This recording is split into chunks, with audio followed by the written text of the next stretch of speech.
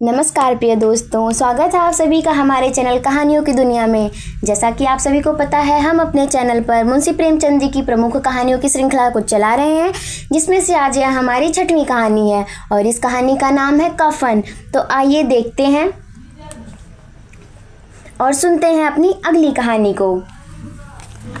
झोपड़े के द्वार पर बाप और बेटा दोनों एक बुझे हुए अलाव के सामने चुपचाप बैठे हुए हैं और अंदर से बेटे की जवान बीबी बुढ़िया प्रसव वेदना में पछाड़ खा रही थी। रह रह कर उसके मुंह से ऐसी दिल दहला देने वाली आवाज़ निकलती थी कि दोनों कलेजा थाम लेते थे। जाड़ों की रात थी, प्रकृति सन्नाटे में डूबी हुई है, सारा गांव अंधकार में लय हो गया था। घीसू ने कहा, मालूम होता है बचेगी नहीं, सारा दिन दौड़ते हो गया, जा देख तो आ। माधव चिढ़कर बोला, मरना ही है तो मर जाए, जल्दी क्यों नहीं मर जाती, देख कर क्या करूँगा। तू बड़ा बेदर्द है बे, साल भर जिसके साथ खुशी चैन से रहा उसी के साथ आज इतनी बेवफाई। तो मुझे तो उसका तड़पना और हाथ पटकना देखा नहीं जाता। चमारों का कुनबा था और सारे गांव में बदनाम घीसू एक दिन काम करता तो 3 दिन आराम करता। माधव इतना कामचोर था कि आध घंटे काम करता तो घंटे भर चीलम पीता। इसी तरह उन्हें कहीं मजदूरी नहीं मिलती थी। घर में मुट्ठी भर भी अनाज हो तो उनके लिए काम करने की कसम थी। जब 2-4 फाके हो जाते तो घीसू पेड़ पर चढ़कर लकड़ियां तोड़ लाता और माधव बाजार से बेच आता और तब वह पैसा रहते तो दोनों इधर उधर मारे मारे फिरते। गांव में काम की कमी तो न थी, किसानों का गांव था, मेहनती आदमी के लिए 50 कम थे, मगर इन दोनों को उसी वक्त बुलाते जब 2 आदमियों से एक का काम पाकर भी संतोष कर लेने के सिवा और कोई चारा न होता। अगर दोनों साधु होते तो उन्हें संतोष और धैर्य के लिए संयम और नियम की बिल्कुल ज़रूरत ना होती। यह तो इनकी प्रकृति थी। विचित्र जीवन था इनका। घर में मिट्टी के 2-4 बर्तन के सिवा कोई संपत्ति नहीं थी। फटे चीथड़ों से अपनी नग्नता को ढके हुए जिए जाते थे। संसार की चिंताओं से मुक्त, कर्ज से लदे हुए, गालियां भी खाते, मार भी खाते, मगर कोई गम ना था। दिन इतने की वसूली की बिल्कुल आशा न रहने पर भी लोग इन्हें कुछ न कुछ कर्ज दे देते थे। मटर, आलू की फसल में, दूसरों के खेतों में टमाटर या आलू उखाड़ लाते और भून भान कर खा लेते, या 10-5 ऊख उखाड़ लाते और रात को चूसते।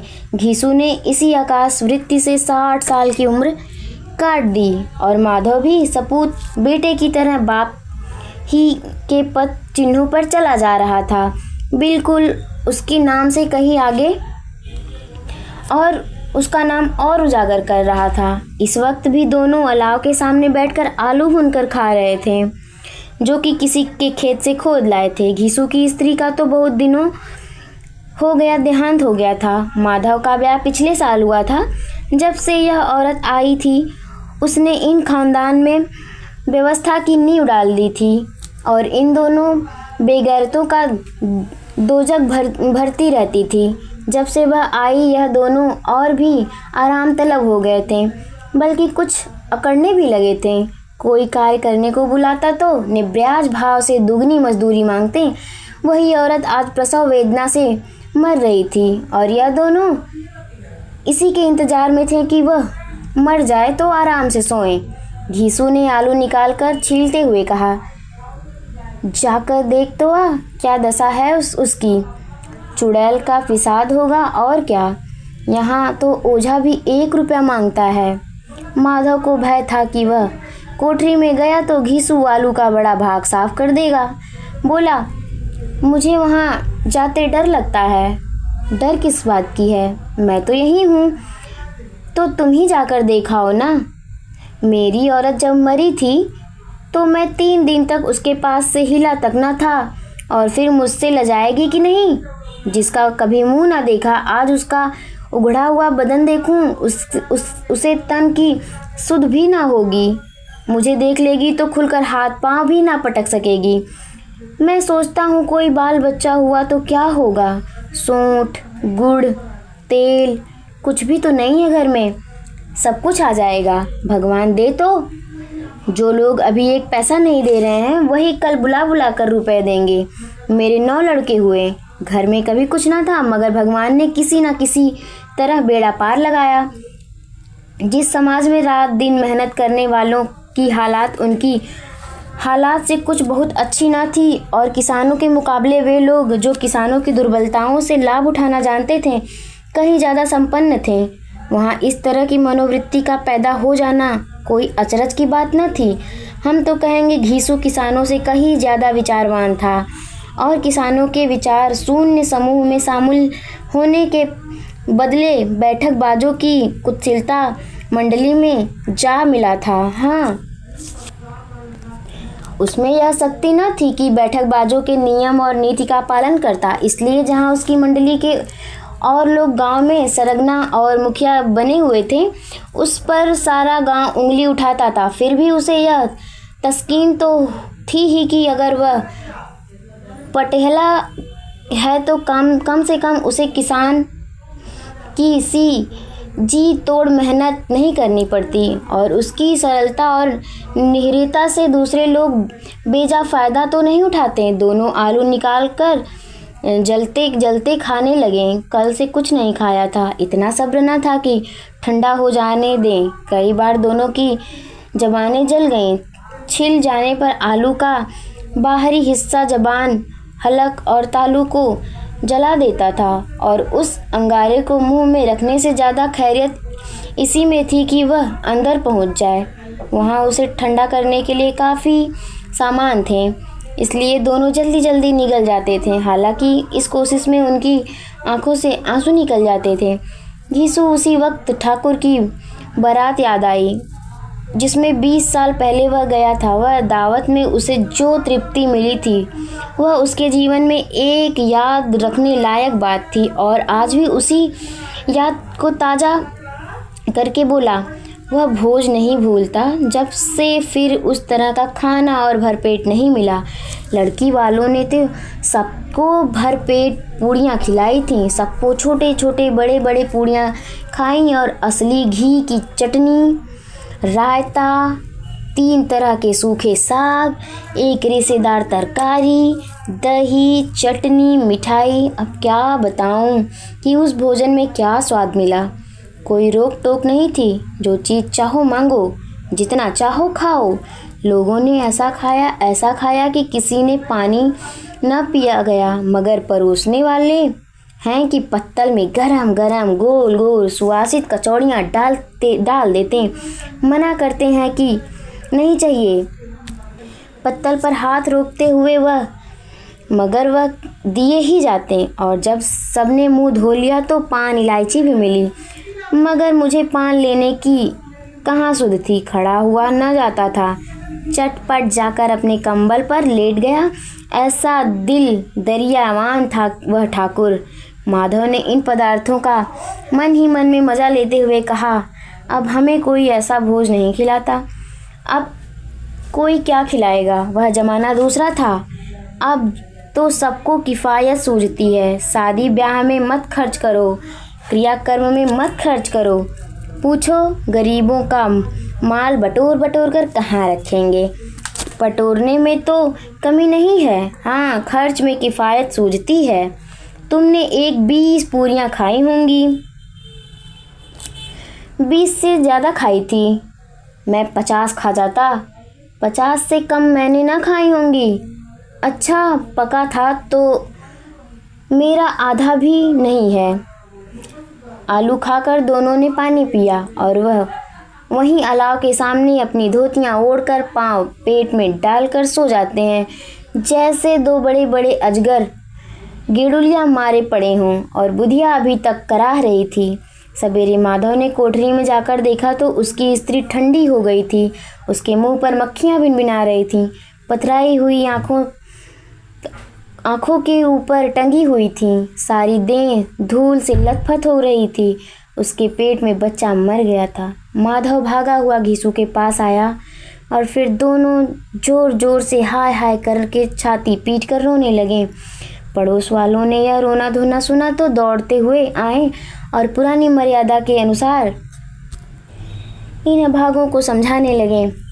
मगर ज़्यादा रोने पीटने का अवसर न था। कफन की और लकड़ी की फिक्र करनी थी। घर में तो पैसा इस तरह गायब था जैसे चील के घोंसले से मांस। बाप बेटे रोते हुए गांव के जमींदार के पास पहुंचे। वह इन दोनों की सूरत से नफरत करते थे। कई बार इन्होंने अपने हाथ से पीट चुके थे। चोरी करने के लिए, वादे पर काम न कर आने के लिए। पूछा, क्या है बे घिसुआ, रोता क्यों है? अब तो तू कहीं दिखलाई भी नहीं आता। मालूम होता है इस गांव में रहना नहीं चाहता है। घीसू ने जमीन पर सिर रखकर आंखों में आंसू भरे हुए कहा, सरकार, बड़ी विपत्ति में हूँ। माधव की घरवाली रात को गुजर गई। रात भर तड़पती रही सरकार। हम दोनों उसके सिरहाने बैठे रहे। दवा दारू जो कुछ हो सका सब कुछ किया। मुदा वह हमें दगा दे गई। अब हम कोई एक रोटी देने वाला भी नहीं रहा। मालिक, तबाह हो गए, घर उजड़ गया। आपका गुलाम हूँ।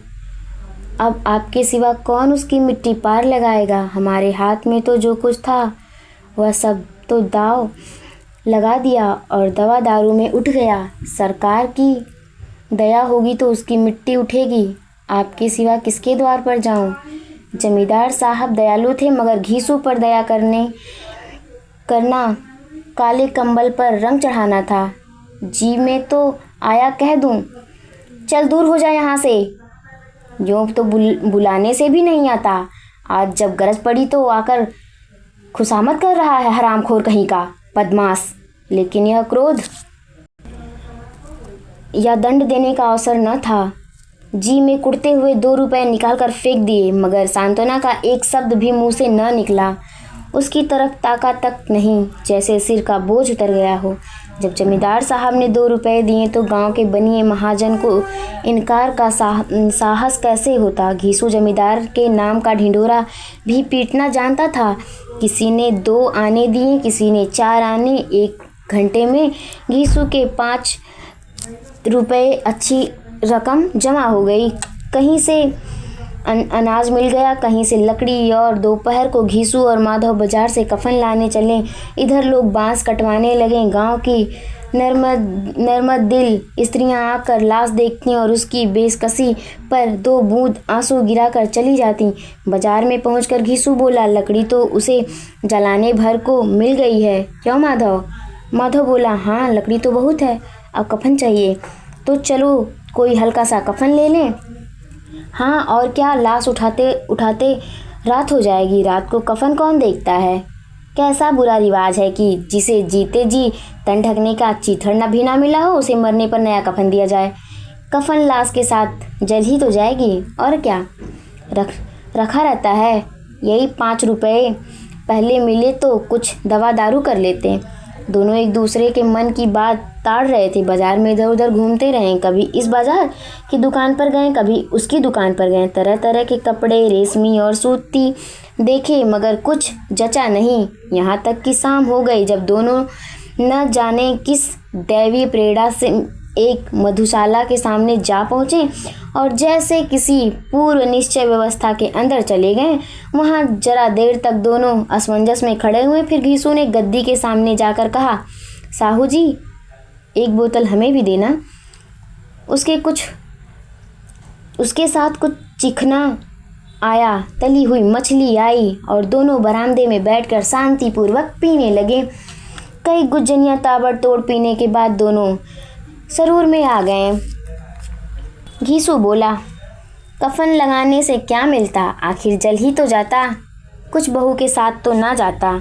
माधव आसमान की तरफ देखकर बोला, मानो देवताओं को अपनी निष्पक्षता का साक्षी बना रहा हो। दुनिया का दस्तूर है। नहीं, लोग बाभनों को 1000 रुपए क्यों देते हैं, कौन देखता है। पर लोग में मिलता है या नहीं। बड़े आदमियों के पास धन है, फूके, हमारे पास फूकने को क्या है। लेकिन लोगों को जवाब क्या दोगे? लोग पूछेंगे, नहीं कफन कहाँ है।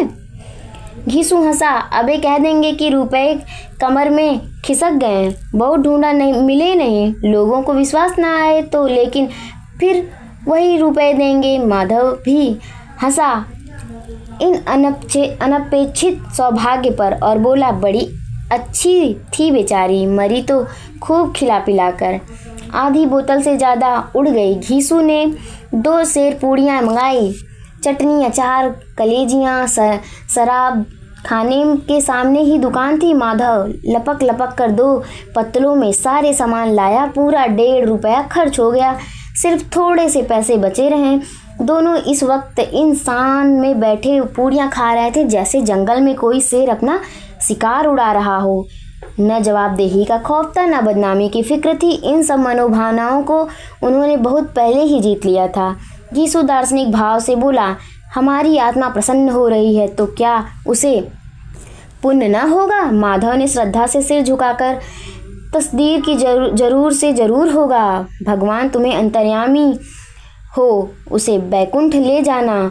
हम दोनों हृदय से आशीर्वाद दे रहे हैं। आज जो भोजन मिला वह कभी उम्र भर ना मिलता। एक क्षण के बाद माधव के मन में एक शंका जागी। बोला, क्यों दादा, हम लोग भी एक न एक दिन वहीं जाएंगे ही।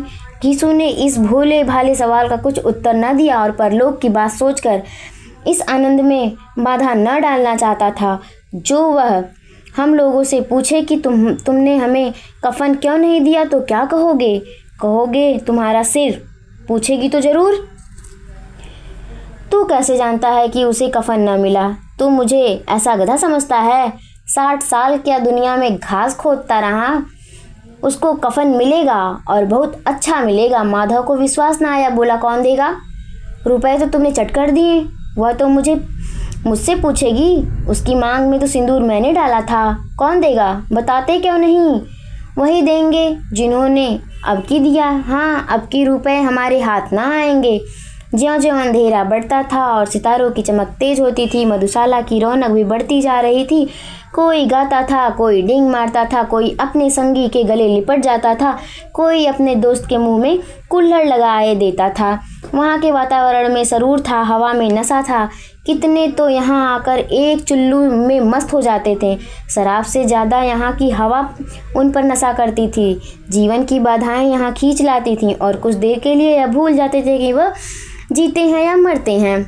और यह दोनों बाप बेटे अब भी मज़े ले लेकर चुस्कियाँ ले रहे थे। सबकी निगाहें इन्हीं की ओर जमी हुई थी। दोनों कितने भाग्य के बली हैं। पूरी बोतल बीच में है। भरपेट खाकर माधव ने बची हुई पूड़ियाँ पत्तल उठाकर एक भिखारी को दे दिया, जो खड़ा इनकी ओर भूखी आंखों से देख रहा था और देने के गौरव, आनंद, उल्लास का अपने जीवन में पहली बार अनुभव किया था। घीसू ने कहा, ले जा, खूब खा और आशीर्वाद दे। जिसकी कमाई है वह तो मर गई, मगर तेरा आशीर्वाद उसे जरूर पहुँचेगा। रोए रोए से आशीर्वाद दो, बड़ी गाड़ी कमाई के पैसे हैं। माधव ने फिर आसमान की तरफ देखा और कहा, वह बैकुंठ में जाएगी दादा, बैकुंठ की रानी बनेगी। घीसू खड़ा हो गया और उल्लास की लहरों में तैरता हुआ बोला, हाँ बेटा, बैकुंठ में जाएगी। किसी को सताया नहीं, किसी को दबाया नहीं, मरते मरते हमारी ज़िंदगी की सबसे बड़ी लालसा पूरी कर गई। वह ना बैकुंठ जाएगी तो क्या ये मोटे मोटे लोग जाएंगे जो गरीबों को दोनों हाथों से लुटाते हैं और अपने पाप धोने के लिए गंगा में नहाते हैं और मंदिरों में जल चढ़ाते हैं। श्रद्धालुओं का यह रंग तुरंत ही बदल गया। अस्थिर नशे की खासियत है। दुख और निराशा का दौरा हुआ। माधव बोला, मगर दादा, बेचारी ने जिंदगी में बड़ा दुख भोगा, कितना दुख झेलकर मरी। वह आंखों पर हाथ रखकर रोने लगा, चीखे मार मार कर। घीसू ने समझाया, क्यों रोता है बेटा, खुश हो कि वह माया जाल से मुक्त है, जंजालों से छूट गई। बड़ी भाग्यवान थी जो इतनी जल्द माया मोह के बंधन तोड़ लिए। और दोनों खड़े होकर गाना गाने लगे, ठगिनी क्यों नैना झमकावे, ठगिनी ठगिनी क्यों नैना झमकावे, ठगिनी। पियक्कड़ों की आंखें इनकी ओर लगी हुई थीं और यह दोनों अपने दिल में मस्त गाए जाते थे। फिर दोनों नाचने लगे, उछलने भी, कूदने भी, गिरे भी, मटके भी, भाव भी बताएं, अभिनय भी किए और आखिर नशे में मदमस्त होकर वहीं गिर पड़े। तो दोस्तों, हमारी यह कहानी यहीं समाप्त होती है। आप लोगों को यह कहानी कैसी लगी कमेंट में ज़रूर बताइएगा। और अगर कहानी आप लोगों को पसंद आ रही है तो हमारे चैनल कहानियों की दुनिया को सब्सक्राइब करना ना भूलें, ताकि मैं आप लोगों के लिए ऐसी और अच्छी अच्छी कहानियाँ लेकर आती रहूँ।